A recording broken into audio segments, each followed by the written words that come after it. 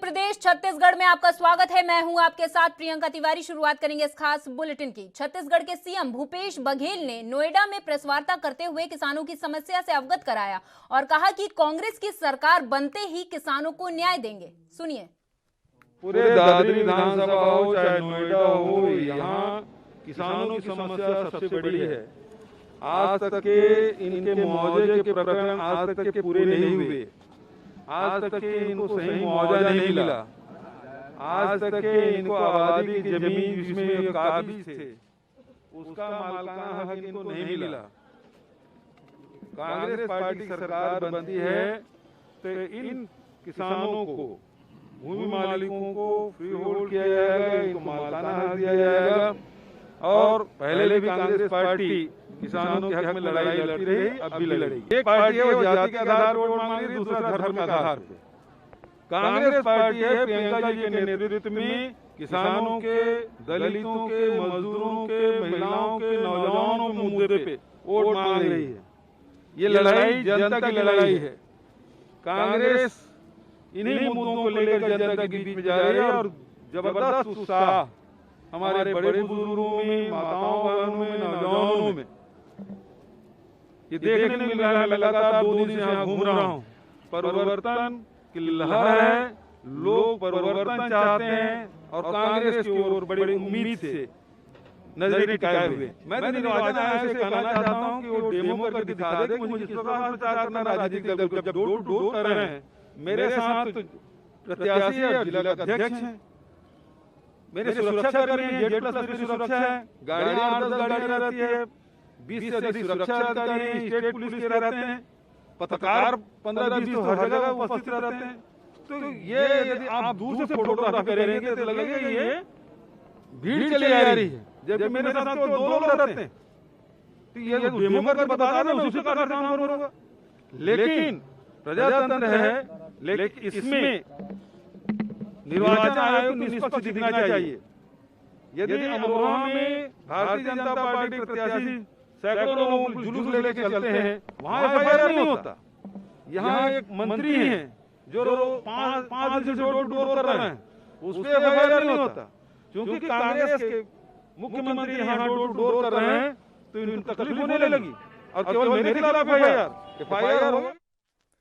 UP चुनाव के लिए सभी दलों के प्रत्याशियों ने चुनाव प्रचार शुरू कर दिया है। रविवार को नोएडा में कांग्रेस प्रत्याशी पंखुड़ी पाठक के प्रचार के लिए छत्तीसगढ़ के मुख्यमंत्री भूपेश बघेल पहुंचे। इस दौरान छत्तीसगढ़ के मुख्यमंत्री भूपेश बघेल ने रविवार सुबह नोएडा सदर के लिए पार्टी प्रत्याशी पंखुड़ी पाठक के साथ डोर टू डोर प्रचार किया। उन्होंने पार्टी कार्यकर्ताओं के साथ लोगों के घर जाकर उनसे कांग्रेस प्रत्याशी को वोट देने की अपील की। इस दौरान सीएम बघेल ने जहां बीजेपी को आड़े हाथों लिया, वहीं उन्होंने दावा किया कि आज प्रदेश का माहौल कांग्रेस के अनुकूल है। ने जो फैसला किया है और जो निर्णय दिया है कि आप बड़ी रैली नहीं कर सकते, हम उसका पालन कर रहे हैं। इसलिए हम डोर टू डोर कर रहे हैं। नहीं तो एक प्रदेश के मुख्यमंत्री डोर टू डोर करे, ये तो पहली बार देखने को, वो भी चुनाव शुरुआत में। वो आखिरी में करते हैं, समझ आता है, सभी दल के लोग करते हैं, लेकिन शुरुआत में कर रहे हैं। तो भाई निर्वाचन आयोग ने जो निर्देश दिया है और हमको जनता के बीच में जाना है, मतदाता के बीच में जाना है, वही सबसे बड़ा है। तो हम पहले से जा रहे हैं, अच्छी बात है और उसका गाइडलाइन का पालन कर रहे हैं। कोरोना प्रोटोकॉल का भी पालन सबको कर। आज नोएडा के लोग अपने आप को ठगा हुआ महसूस कर रहे हैं, क्योंकि हाई प्रोफाइल इलेक्शन बनाने के कारण से बड़े बड़े लोग आज चुनाव तो जीत जाते हैं और वापस चले जाते हैं दिल्ली, लेकिन यहाँ के लोगों को अपने हाल पे छोड़ देते हैं। और ये एक बार नहीं, अनेक बार ऐसे होने से अब जो मुझे 3 घंटे दौरा करने के बाद, लोगों से मिलने के बाद लगा कि नहीं, यहाँ के लोग अपने बीच के लोगों को चुनाव जिताना चाहते हैं, हमारे बीच रहे और हमारी समस्याओं का निदान कर सके, हमारे हक की लड़ाई लड़ सके, ऐसे व्यक्ति को चुनाव जिताना चाहते हैं। मैं आदरणीय धर्मवीर प्रधान जी को बहुत नमन करता हूं। उन्होंने बहुत कम शब्दों में लेकिन बहुत सारगर्भित बात उन्होंने कही। जो कुछ दिया है कांग्रेस ने दिया है। इस देश आज यहाँ पहुंचा है, उसमें सबसे बड़ा योगदान किसी पार्टी का रहा है तो कांग्रेस का रहा है। कि आज एक तरफ भारतीय जनता पार्टी है जो धर्म के नाम से वोट मांगती है, लेकिन 5 साल बाद ये महसूस करें हमको मिला क्या। हमने तो दे दिया उनको वोट, लेकिन वो तो उनको कुर्सी मिली, वो मंत्री बन गए, मुख्यमंत्री बन गए, लेकिन हमको क्या मिला? हमने जाति के आधार पे पहले वोट देके देखा था, लेकिन उनको कुर्सी मिली, हमको क्या मिला? लेकिन आज जो बात है वो किसानों की है, किसानों की मुआवजा, किसानों की समस्याएं, गांव की जमीन का मालिकाना हक, किसानों के जो उपज है, चाहे वो गेहूं हो चाहे वो धान हो, उसके 2500 रुपये क्विंटल खरीदने के बाद, 400 क्विंटल में गन्ना खरीदने के बाद कौन कर रहा है? ये लोग कर रहे हैं जाति धर्म के आधार पर वोट मांगने वाले। ये लोग कतई नहीं कर रहे हैं। ये यदि कोई बात कर रही है केवल कांग्रेस पार्टी और उसकी नेता प्रियंका गांधी कर रही है। प्रजातंत्र में मतदाता से बड़ा कोई नहीं। ये जिसे चाहे अर्थ में उठा दे और जिसे चाहे फर्श पटक दे। बहुत अच्छा। यही भारतीय जनता पार्टी है। 2012 में चौथे नंबर की पार्टी थी, हमसे भी पीछे। आज जनता चाहे, ये लड़ाई जनता की लड़ाई, क्योंकि कांग्रेस आम जनता के मुद्दों को लेकर उतरी है मैदान पे। तो ये लड़ाई कांग्रेस पार्टी की नहीं, ये आम जनता की लड़ाई है। और आम जनता यदि खड़े हो जाए तो बड़े बड़े शहंशाह अंग्रेज जिसके शासन में कभी सूर्यास्त नहीं होता था वो भाग गए, तो फिर ये भारतीय जनता पार्टी के लोग नहीं टिकने वाले हैं। अरे हम लोग तो पहले गोरों से लड़े थे, इन चोरों से डरने वाले हैं?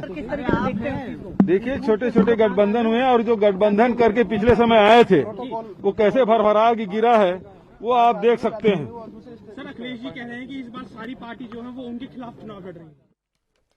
उत्तर प्रदेश के चुनावी दौरे पर गए छत्तीसगढ़ के मुख्यमंत्री भूपेश बघेल के खिलाफ नोएडा में पुलिस ने एफआईआर दर्ज की, जहां पर बघेल पर चुनाव प्रचार के दौरान कोविड नियमों के उल्लंघन का आरोप है, जिसको लेकर छत्तीसगढ़ कांग्रेस ने इसे योगी और मोदी की बौखलाहट करार दिया। कांग्रेस संचार प्रमुख सुशील आनंद शुक्ला ने कहा कि मुख्यमंत्री बघेल चुनाव आयोग के निर्देशों के मुताबिक 5 व्यक्तियों के साथ घर घर जाकर जनसंपर्क कर रहे थे।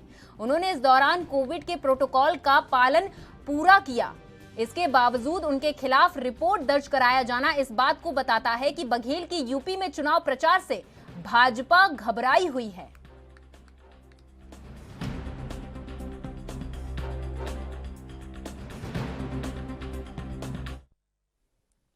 छत्तीसगढ़ के मुख्यमंत्री भूपेश बघेल और अन्य के खिलाफ नोएडा में आगामी विधानसभा चुनाव को लेकर चुनाव प्रचार के दौरान कोविड मानदंडों का उल्लंघन करने के लिए प्राथमिकी दर्ज कराई गई, जिस पर सीएम बघेल ने सवाल खड़े किए। सीएम ने कहा कि अगर मुझ पर कार्रवाई की गई है तो बीजेपी कार्यकर्ता जो अमरोहा में प्रत्याशी के खिलाफ क्यों कार्रवाई नहीं हुई? निर्वाचन आयोग को अपनी भूमिका निष्पक्ष रखनी चाहिए।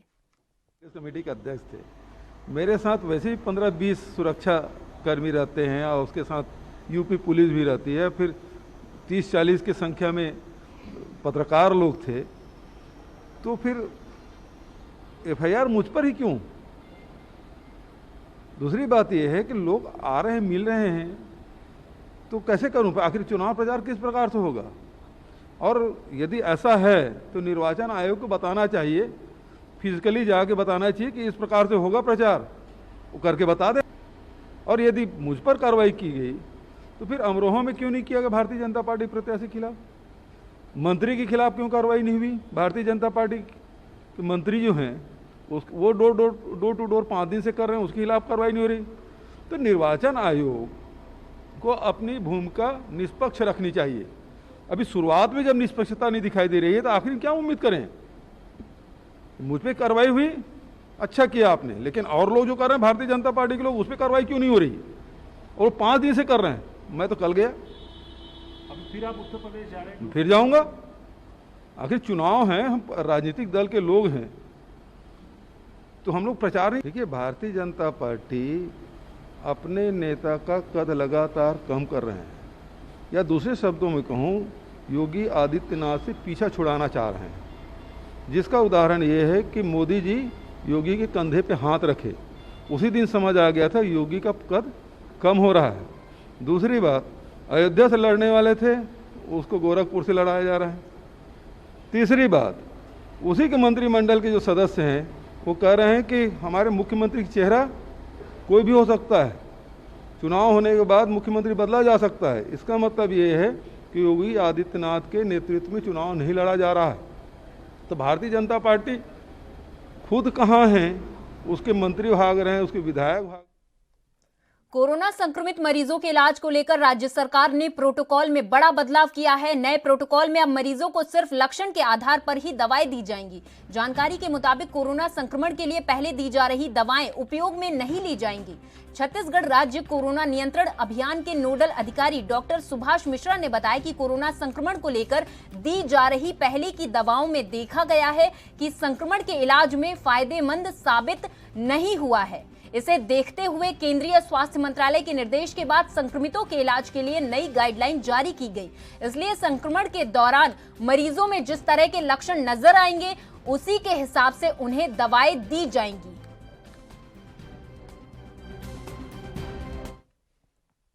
मध्य प्रदेश बीजेपी ने कांग्रेस महासचिव प्रियंका गांधी के लड़की हूं लड़ सकती हूं का जवाब दिया। पार्टी के प्रदेश अध्यक्ष वीडी शर्मा ने कहा कि प्रियंका गांधी तो लड़ने की बात करते हैं, डिवीजन करो और लड़ाओ। वे कहती हैं बेटी है तो लड़ सकती है, लेकिन बीजेपी का कहना है कि लड़की है तो पढ़ सकती है। मीडिया से बातचीत के दौरान प्रदेश भाजपा अध्यक्ष वीडी शर्मा ने कहा कि भाजपा की सरकारों ने बेटियों को पढ़ाने का अभियान चलाया है। उन्होंने कहा मुझे गर्व है मध्य प्रदेश सरकार पर। वीडी शर्मा ने कहा कि कांग्रेस महासचिव पर तंज कसते हुए वे लड़ाने का काम करते हैं। वीडी शर्मा ने कहा मेरा हाथ जोड़कर निवेदन है कि बेटियों को पढ़ने दो, देश के लिए काम करने दो, लड़ने लड़ाने की बात मत करो।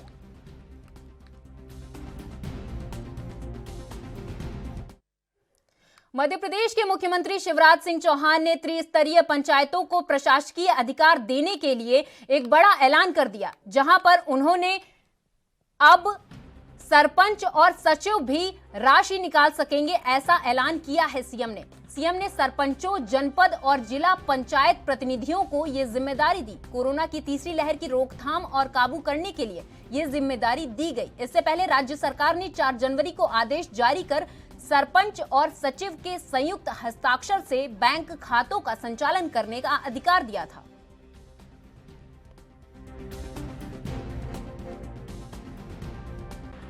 अभी बीच में प्रशासकीय अधिकार आपसे वापस ले लिए गए थे। आज मैं फिर वो अधिकार आपको लौटा रहा हूं और तीनों स्तर पर लौटा रहा हूं।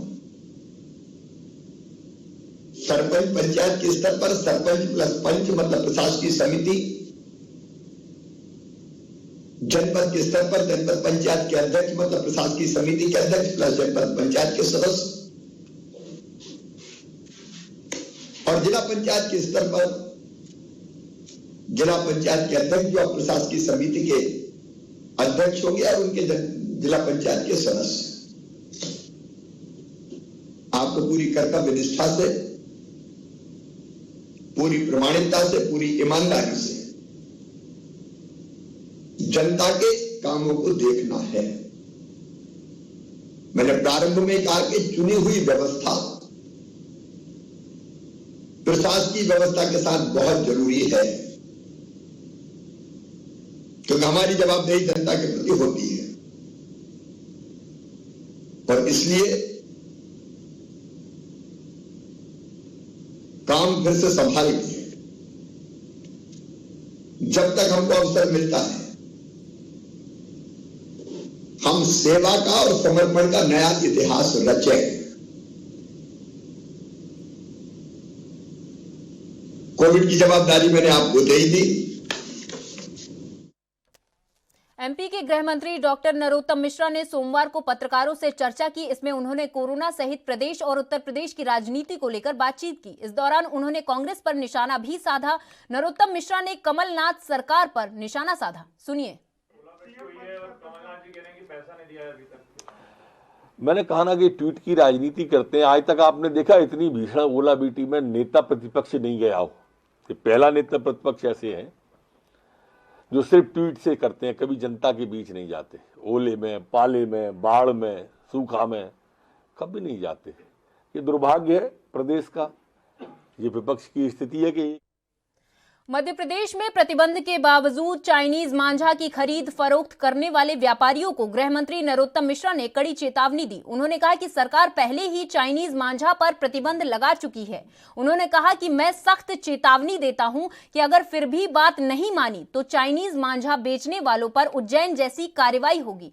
अब आप सोच रहे होंगे कि आखिर उज्जैन में ऐसा क्या हुआ, तो हम आपको बताते हैं कि उज्जैन में एक समय पर जब चाइनीज मांझा की खरीद फरोख्त चल रही थी, जब दुकानदार नहीं मान रहे थे, तब एक युवती की शनिवार को उस मांझे से कटकर मौत हो गई। इससे स्थानीय पुलिस के मुताबिक पतंग उड़ाने वाली चाइनीज डोर से स्कूटी से जा रही युवती का गला कट गया। इससे उसकी दर्दनाक मौत हो गई।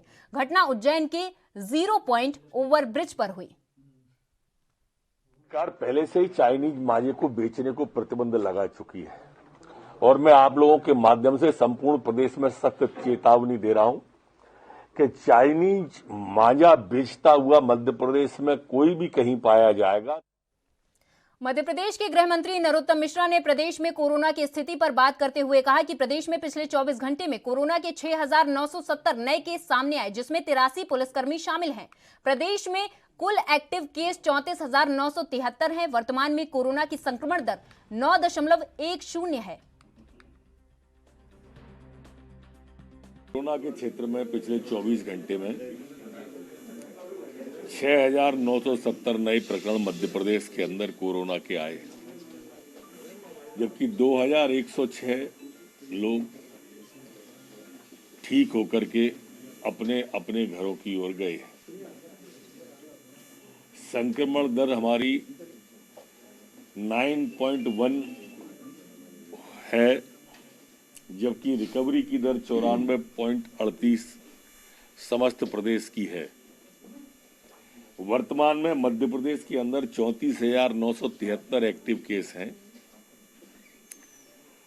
कल हमारे सैंपल 77,322 सैंपल संपूर्ण मध्य प्रदेश के लिए है।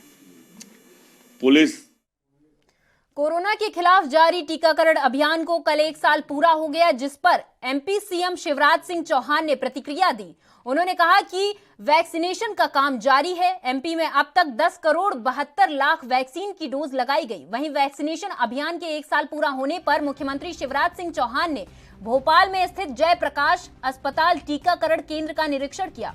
इस मौके पर सीएम शिवराज सिंह चौहान ने कहा कि जनता के साथ का परिणाम है कि हम तीसरी लहर में भी सुरक्षित हैं। हमारी अपनी वैक्सीन बन गई और न केवल बनी बल्कि 16 जनवरी 2021 से लगना शुरू हो गई। मुझे कहते हुए गर्व है, अपने मध्य प्रदेश में अब तक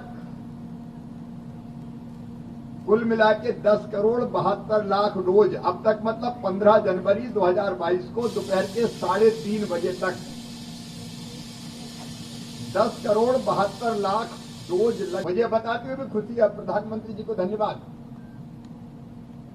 2 फैसले और हुए बाद, एक 15 से लेकर 18 साल के बेटा बेटियों का भी टीकाकरण प्रारंभ हुआ, जो अभी जारी है, और दूसरे हमारे हेल्थ वर्कर, फ्रंटलाइन वर्कर जिन्होंने कोविड से मैदान में लड़ाई लड़ी, उनकी सुरक्षा के लिए उनको भी प्रिकॉशन डोज लगना शुरू हुआ। बूस्टर डोज भी उसको कहते हैं। लेकिन उसके साथ साथ 60 साल से ज्यादा आयु के हमारे जो साथी हैं, जो भाई बहन है, बुजुर्गवार हैं, उनको भी अगर वो कोमॉर्बिड है, मतलब और कोई बीमारी है, ब्लड प्रेशर हो, डायबिटीज हो, कोई और बीमारी हो, तो उनको भी ये तीसरा डोज लगना प्रारंभ हो गया। मोदी जी, आपके भगीरथ प्रयत्नों के कारण हम मध्य प्रदेश में भी अपनी जनता की जिंदगी को सुरक्षित बना सके। और मैं धन्यवाद देता हूं हमारे फ्रंटलाइन वर्कर्स को, हेल्थ वर्कर्स को कितनी कठिन परिस्थितियों में कहां कहां जाके आपने डोज लगाए हैं। मेरी बहनें खेतों में पहुंच गई वैक्सीन लगा के, पहाड़ों पे चढ़ गई। अगर वैक्सीन सेंटर पे कोई नहीं आए तो जहां मिले वहां जाके, जरूरत पड़ी तो पैदल जाके, नदी नाले पार करके भी वैक्सीन के डोज लगा के, केवल डोज नहीं लगाया, जनता की जिंदगी बचाई है। ऐसे सारे फ्रंटलाइन वर्कर के लिए, हेल्थ वर्कर के लिए तालियां बजाइए, उनका स्वागत कीजिए, उनका अभिनंदन कीजिए। उनका ये परिश्रम, उनकी कर्तव्य परायणता, उनकी कर्तव्य निष्ठा, ये देश कभी भूल नहीं सकता। इसलिए मैं उनको हृदय से धन्यवाद देता हूं। हमने कई वैक्सीनेशन महाअभियान चलाए, 11 महाअभियान चलाए, और जब हमने अभियान चलाया, जनता को साथ जोड़ के हमने वैक्सीनेशन के सारे रिकॉर्ड तोड़ दिए, सारे रिकॉर्ड तोड़ दिया। और जनता के साथ का ये परिणाम है, जो जन भागीदारी का मॉडल मध्य प्रदेश का कोरोना से निपटने का, कि हम आज तीसरी लहर में सुरक्षित हैं। वैक्सीन लगवाने में हमको सहयोग करें। प्रदेश भर की जनता से अपील करता हूं, अपने वार्ड में, शहर के, अपनी पंचायत में घर घर दस्तक दीजिए और देखिए कौन बच्चा रह गया, कौन बुजुर्ग रह गया।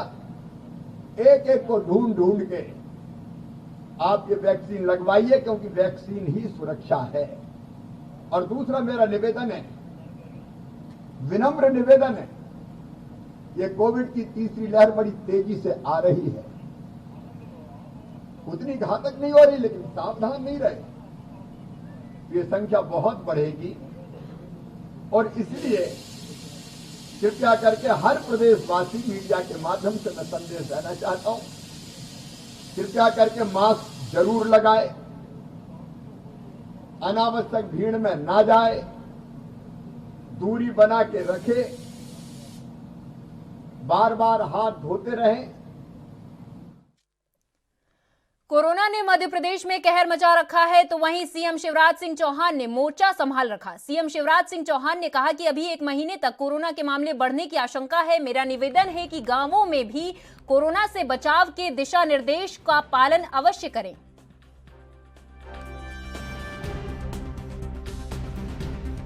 एक और आपसे निवेदन है, अभी 1 महीना केसेस बढ़ने की संभावना है, तो कोविड के अनुकूल व्यवहार का पालन करें। मतलब गांव में भी मास्क लगा के रखें। हम जानते हैं कि नहीं लगाते लोग कहीं, तो मास्क लगा के रखें। भीड़ वाले कार्यक्रम ना होने दें, मेला ठेला ना होने दें, स्कूल अभी बंद है, शादी ब्याह में भी 250 से ज्यादा की संख्या ना रही। अंतिम संस्कार में भी जो व्यवस्था बनाई है उसके अनुसार अंतिम संस्कार हो, ये हमको देखना पड़ेगा। फिर कोविड केयर सेंटर ठीक से चले, इसलिए जिले के हमारे प्रशासकीय समिति के जो अध्यक्ष रहे, मतलब जिला पंचायत अध्यक्ष, बराबर ये चिंता करें उनके सदस्यों के साथ कि कोविड केयर सेंटर ठीक से संचालित हो रहे कि नहीं हो रहे, देखें उस व्यवस्था को, ताकि वो ठीक ढंग से चल सके। जो कस्बे और शहर है वहां बस स्टैंड, अगर रेलवे स्टेशन है तो रेलवे स्टेशन, वहां भी टेस्टिंग की व्यवस्था होनी चाहिए।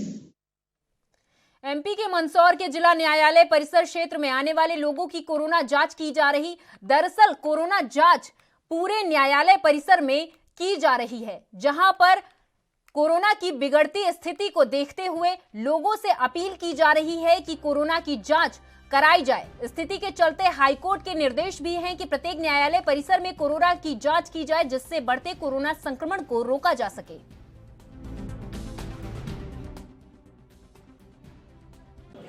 कोविड की बढ़ती व्यवस्था को देखते हुए जो है हमारे द्वारा ऊपर से माननीय उच्च न्यायालय के द्वारा दिए गए निर्देश के अनुसरण में हमने रैंडम जांच के लिए यहाँ पर आज कैंप लगाया है, और इसके अंदर जो है हम लोगों की जांच करवा रहे हैं। और उससे हमें सही स्थिति पता चल पाएगी कि वास्तविक रूप से कोविड का या ओमिक्रॉन का कितना प्रभाव हमारे क्षेत्र में हो रहा है और उसके लिए हमारे को कितने प्रिकॉशंस हमको रखने पड़ेंगे और क्या क्या करना पड़ेगा। इससे ये हमारे को आज ये स्थिति इनसे जानकारी प्राप्त हो जाएगी और हम ये निरंतर जो है इस रैंडम जांच का कार्यक्रम जो है निरंतर जारी रखेंगे, जिससे कि हम अपने न्यायालयी क्षेत्र में जो है